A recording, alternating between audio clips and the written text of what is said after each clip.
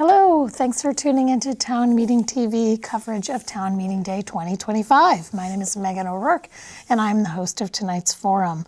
I know you are already on the line, and we're going to start with you, Jennifer, with opening statements. Sure. First, I just want to say thank you, Megan, for moderating and for hosting us tonight, and thank you, Buddy, for being here, which I believe that this is the first political debate for both of us. Yes. Is that right?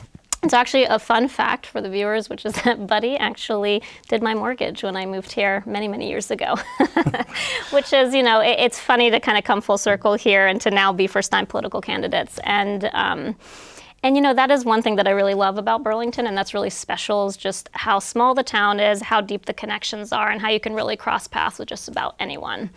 That's why I'm running for city council, because I want to show up for my community. This is an especially challenging and divisive time. And rather than kind of back off, I want to lean in, and I want others to lean in with me. And I think that I bring some key skills, perspectives, and leadership skills to the table that are really well suited to the moment in Burlington.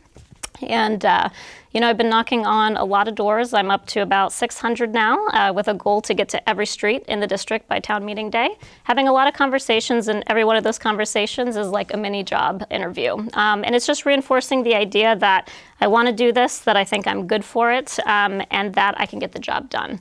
So I'm excited to be here and excited for your questions. Thanks so much. Thanks, Megan, for having me, and thanks, Town Meeting Day TV. I know how difficult it is to put on broadcasts like this, and thank you, Jen, for being here. I'm a South End resident. I live with my wife and my daughter, and we've been here for a while. I've been in Burlington for a long time. I've grown to love Burlington and care for this community in a variety of different ways. I spent 18 years on the Marketplace Commission. And I got to see firsthand how the business community intersects with city government and how important it is for economic vitality, having rooms and meals and gross receipt taxes take the burden off of regular households. I spent 15 plus years on the board of the Boys and Girls Club. They are a beacon here in the Old North End, giving kids a chance, to take control of their future when so many other things in their life are out of their control. They're truly an amazing place for this city, and that made me grow to love this city.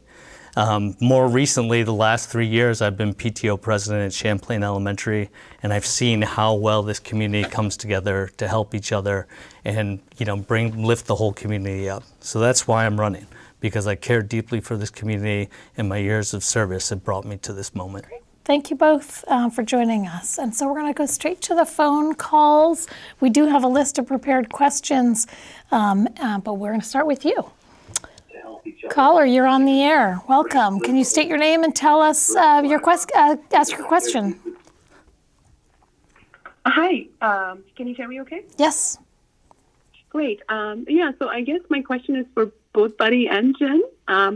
And that's around affordable housing. And my question specifically is, what policies would each of you support or bring forward specifically to address our housing shortage, specifically around affordable housing? Great. Thanks so much. Thanks for and we're going to start with you on this one, and we'll go back. Affordable housing and affordability in general has come up a lot when I've been talking to people in the public. I think we need to build as much housing as possible. The more housing we have, the more opportunities people will have to have affordable housing. I think it's really important to utilize what's out there, our current housing stock, and be better about using it more efficiently. There's a lot of people out there that I talk to, they're on fixed incomes that have a whole house to themselves. Let's find ways and be creative to use those houses, whether we make apartments downstairs or even taking, duplexes and triplexes now and doing condo conversions. These are the type of things that we can bring in more affordable housing. We certainly are facing a big supply problem in this state, and we have to do our best to build as much affordable housing, as much housing as possible. And that's going to give people more opportunities to have control of their future. Oh, great. Jennifer. So typically when we speak about housing in this country, we speak with the goal that everyone should own a home. And I feel that our goal should be that everyone deserves a home or shelter that meets their needs. And this could be a wide variety of homes, depending on stage of life, depending on need or desire. So what I think we need to do in Burlington is I think we need to invest in affordable housing throughout the entire housing continuum, from low and no barrier shelters through different kinds of rental units to private home ownership. And people can move along this spectrum, or they may just plant themselves in a rental if that is what suits their needs. And we have a lot of models for this. I mean, we have the Public Housing Trust, the Champlain Housing Trust, which is a great model of how you can take public investment and make permanently affordable housing that really serves the needs of the community. I think that we need to invest more in those trusts. I think that we need to and I've been having conversations with a lot of people. So I had a great conversation with the head of the Champlain Housing Trust, and we were speaking about, so in terms of, sorry, I'm a little nervous because I have not ever done a political debate before. But basically, when we're focusing on rentals, about 60% of the population in Burlington are renters. And so we need to make sure that we have regulations in place that are supporting renters, that are making sure that our housing development, because we do need to build more housing, we need to make sure that it's affordable and that people aren't being displaced, that gentrification is not displacing people, and that people can stay in their communities, and we can have mixed-use communities with a wide variety of people living in them. Thanks. And if it makes it feel any better, we're a forum, not a debate. So we're just here together to share our ideas, and I appreciate you both being here. So thanks. Do we have another caller on the line? Great. We're going to go to that. Thank you. What's your question, caller? No. Okay. We do not have another caller on the line. I will hang up. So we're going to move on to the city finances. As councillor, you're going to be asked to vote on the city's budget. What perspective do you bring to overall financial management of the city? And Jennifer, we're going to start with you on this one. Sure. So I'm a public health researcher. I work with doctors and scientists on health-related studies looking at how the conditions of our lives affect our health. So this could be things like socioeconomic status, housing, environmental risks, how these shape our well-being. So as a part of that work, I build and maintain large, complex budgets for research projects. Some of these are multi-million-dollar budgets that are funded by the National Institutes of Health. They can span very large research teams across different countries and many years. So I understand that part of financial management is collaborating to build these budgets and to do it very carefully. So a lot of these skills are directly transferable to local government. So this could be identifying what are the key project goals that are going to get us to where we need to go, who are the stakeholders that need to be in the room to ensure that needs are being met, and that negotiations are happening because inevitably things will have to get cut or reduced. And then also fundamentally how you are making sure that the budget is adhered to, that there's financial accountability. And so these are very hard skills. I am very comfortable with that. I'm comfortable with big numbers. And this is a part of my job and something I have a lot of experience with. Great, thanks so much. Turn to you.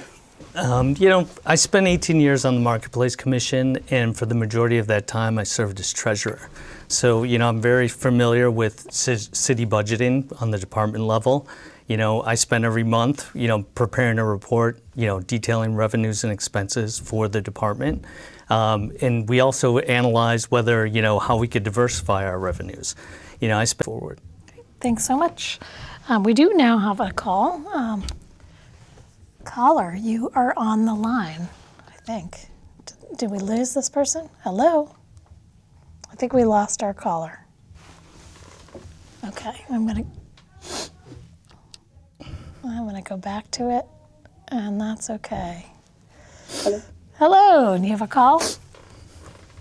Yes. So my question was around the current substance use issues in our city right now, and I am curious about our candidates' opinions on the use of an overdose prevention center, and if they support it, where do they think is an optimal site to place it? Great, thanks so much. Overdose Prevention Center, and we're going to start with you on this question, buddy. The empirical evidence does show that an overdose prevention center can, effectively get people off of substance abuse. My biggest concern right now is what's happening on the federal level. The last time the Trump administration was in power, they said that these sites were illegal. I'm concerned about whether this would open the city up to litigation from the federal level and whether we can afford to do that right now. I think it's really important that we do everything we can to get people off of that have substance abuse difficulties. We got to do everything we can. If we can put an overdose prevention site, I think the empirical evidence does support that. But again, it could be problematic moving forward given the climate on the federal level. Great. And just so folks know, we had a little audience. There was a sound from the audience, so we're not laughing at the issue at hand. Sorry. No, it's okay. Jennifer, your take on the overdose prevention centers. Yeah. Yes. So as Buddy said, there is ample evidence that overdose prevention centers are. They save lives, they support people when they need them, and they help to get people onto treatment when they desire to. So I feel very comfortable with having one in town. I think that it is the right move. I know that this is kind of a new thing for Burlington and for the United States. There are over 200 overdose prevention sites around the world in 14 countries, starting back in the 80s. These have been studied tremendously, and they bring a lot of value to communities on a variety of levels, and certainly they save lives. And as we see right now, we are in the midst of a public health crisis with fentanyl, with xylazine, and this is a moment where we need to step up and we need to be there for our most vulnerable community members, because these are our community members, these are our family members. I speak as someone who has members of my own family who have struggled with substance use disorders and have even lost their lives to it. And so for me, I believe that the city, that we step up and we do that. And as for the Trump administration, I mean, this is true. This is a really big concern. The next 4 years are going to be really hard. But as we see, Trump is targeting a lot of vulnerable groups. And I think we need to step forward and make sure that we are protecting rights in all cases, including in this one. Thanks so much. We do have a question later on about the new presidential administration's efforts. But right now we're going to go to the school budget. The school district the Burlington School Board has proposed a $1.35 million school budget, $10 million decrease from last year's budget, resulting in a property tax rate reduction of 2%. Do you support this budget? Why or why not? And Jennifer, we'll start with you on this. Yeah, as a taxpayer, I'm certainly not going to complain about the small reduction in the property tax rate. Look, I support our public schools here. It's one of the big things that brought my husband and I to Burlington. We're very proud to have our daughter enrolled in a public school. My eldest is a second grader, Integrated Arts Academy. My youngest will be joining her for kindergarten there next year. And so I support the really hard and important work that the school district does. I know that these budgets are very difficult to put together. There are a lot of competing needs, and we have a lot of scarcity in resources. I'm a part of the PTO at IAA, and I'm also part of a parent advisory group, and we review a lot of the budget decisions and the use of funds. And I will say that, so I support, of course, the school budget. I support these efforts. I will say that I'm often concerned that our teachers and our administrators are not being supported in the way that they could. This is a hard thing in our society. I think that teachers are not as well supported as they should be. And there's not always a lot of transparency around why certain budget decisions are made in school budgets. They're very difficult to understand. It's pretty opaque. Even administrators have a hard time understanding it. And so moving forward, I just think it would be good for the community. Speaking as somebody with a school-age child and as a taxpayer, I would like to understand that process more and how those resources are allocated to ensure that they are being allocated equitably. Great, thanks. And Buddy, on this question? Yeah, I think it's 135 million, not 1.35 million. But be that as may, I really, I have to commend the work that it was done on the state level, locally, from our local school district, especially Mike Fisher. He is a South End resident. He worked really hard in the State House over the last few years to change the way the per pupil spending and money, the allocation of funds from the state, we're going based on needs. And he banded together, and this is something we should do on all issues. He banded, neighboring communities, rural communities, and identified that kids learn in a lot of different ways, and we have to account for that in our budgeting process. And he worked very hard, and I commend him for doing this because that raised the per pupil allocation to the city of Burlington. So I fully support this budget. It's going to bring down, our education taxes close to 4%. There was a lot of hard work done there, but I think the groundwork was laid when people in our state recognize that kids learn in different ways and there's different socioeconomic needs and other things that are going on that are important in school funding. And I'm so happy that is recognized because we are the beneficiary of that. Great, thanks so much. We're going to go to another call. Welcome. Hi. Hi, welcome to Town Meeting TV. Can you tell us your name and your question for the candidates? Yes, my name is Amy, and I have a question for both candidates related to the police department. I'm curious if each of them supports the progressive position of defunding the police and limiting the cap on police officers, if that was appropriate. I'm also wondering how they would visibly support the police department as a city councilor. Great, thanks so much. Betty Singh on this question, and we had a question that was similar to that, what are you looking for in a new police chief? So I'd add that, and what about the elimination of the police hiring cap? So I'm going to go to you on that. I was very happy to see that the council and the mayor signed off of removing the cap. At this point, it was largely symbolic. It was, it cost us nothing to remove the cap. So we have removed a barrier to recruit, retain, and have the best people in public safety and community safety that we can now recruit and be part of our city of Burlington and part of our community. From the chief aspect, leadership is really important, and ultimately, it is the mayor's choice on who they choose for the chief. But, I would say to the people out there, my lived experience and the obvious, I think I can bring a lot of value to that decision making. I would love to communicate, collaborate, and do everything I can to move this process forward as quickly as possible. We need leadership in that department, and I'll do everything I can to work with the mayor, the council, whoever it is, and I really think I can bring value to this decision making moving forward. Great, thank you, Jennifer.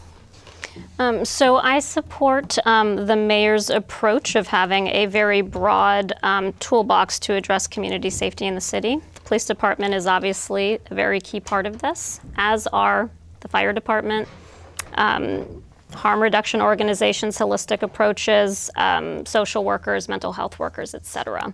So I am happy. I'm looking forward, frankly, to moving forward. There's bipartisan support to move forward on all these things and on the recruitment, training, and retention of good officers.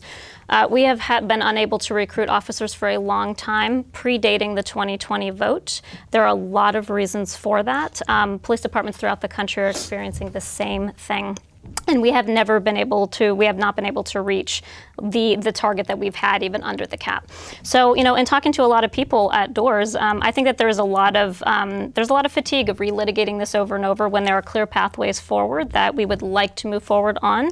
And I think that a lot of people understand, a lot of people even support who support the police think that, look, this is not going to be a silver bullet. Not with a magic stroke of a pen, it's not going to solve the problem. But nevertheless, I look forward to moving forward on that, and I do support that work to recruit, train, and retain good officers. And I do think that the 2020 vote, something that is not brought up again, is the context of that vote, which is the breakdown of community trust. And that has not been addressed in the years since then, certainly not adequately, and it is still an issue. And I think that needs to be a real part of the conversation moving forward. Great, thanks so much, folks. And again, if you have a call, 802-862-3966. We're going to move on to the ballot and bond items. There are two. Oh, I'm so sorry. I'm getting a signal that we do have a call, so I will go to that. Welcome to Town Meeting TV. State your name and do you have a question for the candidates? Yes, Linda Magoon. Welcome, Linda. What's your question? Yes. Should the city use property taxes to build more shelters? And if so, where should these shelters be placed? Great. Thank you so much, Linda. I'm not sure we have that discretion to use property taxes that way, but do you support new shelters being built? And where would you put them? I definitely support more shelters being built. I think that we all can walk downtown and see that we have far, far too many neighbors sleeping rough on the streets in the dead of winter right now. And, housing is a really big problem. Housing shortages are a problem. There are a lot of social and economic factors that are preventing folks from being housed as they should be. That said, where do they belong in town? I do believe that that shelters need to be accessible. And I think that shelter placement should be something shared among the city. They should be placed in places that can be, like I said, easily accessible. And I think that the benefits and burdens should be shared among all people in the city. It's a citywide conversation. Great. Buddy Singh? Yeah, I believe this problem breaks down into two categories. What we need more shelters, we need more temporary housing, we need more low barrier shelters, we need a stepped up process to get people into housing. We need to build more housing, we need to build more affordable housing. Who pays for it is another aspect of this. I think we have to work with the state. We're gonna have to go to the state. The city does not have the money to build these shelters. We have to work with our private partners and local nonprofit partners. COTS just built a shelter. We have to partner with these other organizations. More importantly, we have to get to the State House together. The mayor needs to come, the city council needs to go, and we need to get down there and make sure that there are funds available to build more housing, to build more shelters, and to, this is a humanitarian crisis, on the streets of Burlington. And we need to answer that call as a people, everybody here in this city. And it's going to take all of us pulling together. It's not one side versus the other. We all have to work together and get those funds here and do this work. All right. Thanks so much. We're going to go to the phones again. Welcome. You're on the air. Hi there, my name is Michaela. Jen, I know that the mayor is the treasurer of your campaign, and Buddy, your party is often oppositional to the mayor. So I was hoping that you could each name a policy that you agree with the mayor on and a policy that you disagree with the mayor on. Great, thanks so much. And I think we'll start with you, a policy that you agree with on the mayor and a policy that you disagree with. And the way we have this question worded is just how are you going to work with the mayor to meet the needs of the city, residents, visitors, and businesses? Well, no matter who sits in the mayor's office, I want to work with them. I want the mayor to be successful, and we should all want the mayor to be successful because then Burlington is successful. I thought she had tremendous leadership this week with the immigrant crisis and sending that. I find that troubling, no matter who's in that office. It doesn't matter whether it's PD or R, we can't have that politicized. I think that's important for everybody, for the people that are, experiencing difficulties in public and community safety. I think it's really important that not go through a political lens. Jennifer, the same question to you. What do you agree with the mayor and what do you disagree? Are there things that you would do to support this administration? Yep. Just one minor correction, which is just that the executive order that Mayor Mulvaney Stanek put out was simply asking that the police department follow the same protocol that is in place for every department, which is to run press releases through the office to make sure that messaging is consistent across the city. So yes, Mayor Mulvaney Stanek is my treasurer. And I have a very good working relationship with her. I expect that to continue. I support her agenda in general. And I do think that, she was elected by a very wide margin by the Burlington population. She deserves a chance to move her agenda forward. And she's, 8-9 months in, and I think she's doing a good job. And I think that she needs the support to keep moving forward. In terms of what I might disagree with her on, so in addition to being a public health researcher, I'm also a climate change researcher. researcher. Do a lot of work in this area. I look a lot at climate change and health impacts, and then looking at local communities and municipalities about how we can build climate resilience that maximizes health and well-being in the community. So I support pretty ambitious climate action moving forward to make sure that we are staying the course, particularly in the Trump years, but also that we are doing things that are in the best interest health-wise for our community. So I do support phasing out the McNeil plant. I believe that we know that it is that burning biomass is not good for climate. We know that inhaling fine particulate matter is very bad for health in any amount. And we know that it's inequitable given that its location is right next to a lower income part of town and close to actually the school where my kid goes to school. So I support more ambitious action on that front. Great, thanks so much. Could I follow up? You can have a 30 seconds. Yeah, I would just say is, I'm not going to, be a rubber stamp on the mayor's agenda. I want to find as much common ground as possible with the mayor. And I want to work with, no matter who it is. I want the best ideas to come forward, and let's take those ideas. Let's not care who gets credit for it, and let's move those things forward to move this city forward. All right, great, thanks so much. We're going to go to another call. Hello, welcome. You're on the air, Town Meeting TV. What's your question for both candidates? Hello, welcome. You're on the air. I can hear myself. Got to turn your TV down, please. Tell us your name and your question. Yeah, thanks. TV's turned down. Excellent. My name is Andy Simon, and I have a question for both candidates about the downtown. I'd like to know, I know Buddy was on the Church Street Marketplace Commission for a long time, but we're all residents of Burlington. We all use the downtown. And downtown has been in crisis for a while now, with empty storefronts, with tremendous turnover, with questions about safety. The response of the last administration was Could you get to your question? Have more police, and I'd like to know what the candidates would like to propose for downtown to make it a more vibrant space for all of us to be in. Great. Thanks so much, Andy. Take care. Jennifer, to you, what would you do to bring more vibrancy and safety and well-being for the whole community to downtown? Mm-hmm. So like I said before, I think part of the issues that we need to deal with the public health crisis and the housing crisis downtown in harm reduction and holistic ways. We need to make sure that people are supported to make the transition into treatment, that people are supported to have housing that meets their needs, and that we can't only do that with an iron fist. If we do that, it simply removes a problem from sight, but the cycle continues, and we will only keep dealing with this down the road.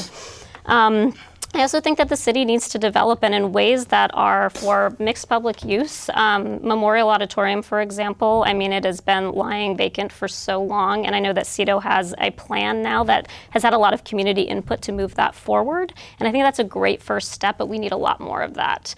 And we're going to need things that, and not just private development, but things that can be used for the entire community, and that can be accessible for people of all income levels, all backgrounds, all abilities, and I just think that that kind of development needs to be front and center. Similar to affordable housing, we need to have really like a development that's centered on true community thriving for all people.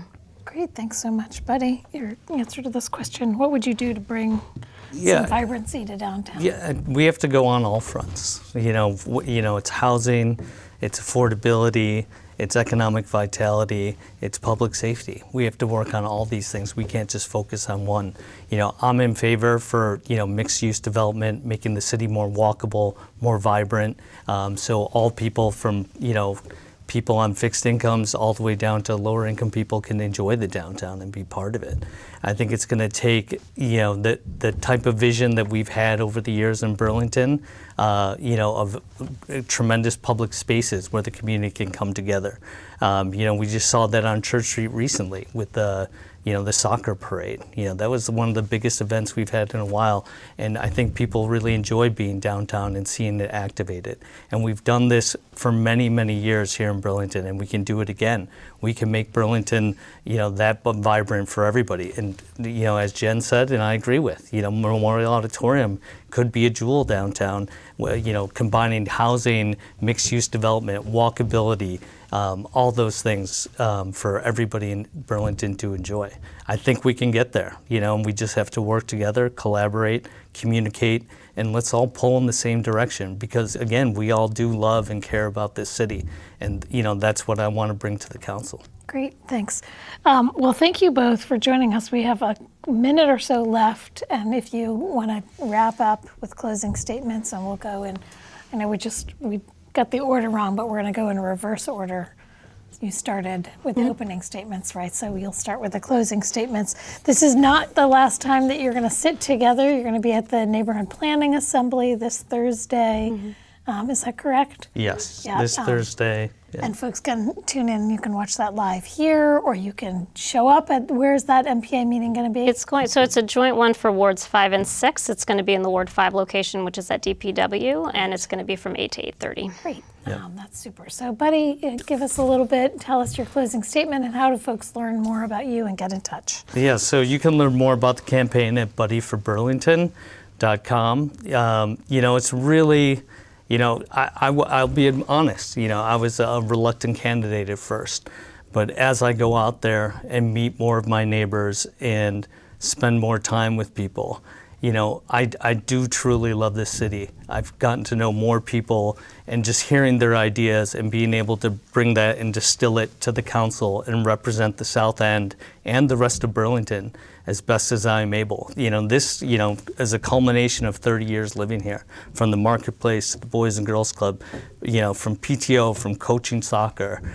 All of this is bringing me to this moment because I want to help the people of Burlington. I want to serve the people of Burlington, and I think my skills are, a great fit for what we're looking at right now. I really think I can bring a lot of collaboration and cooperation. Thank you so much. Jennifer, your closing statement.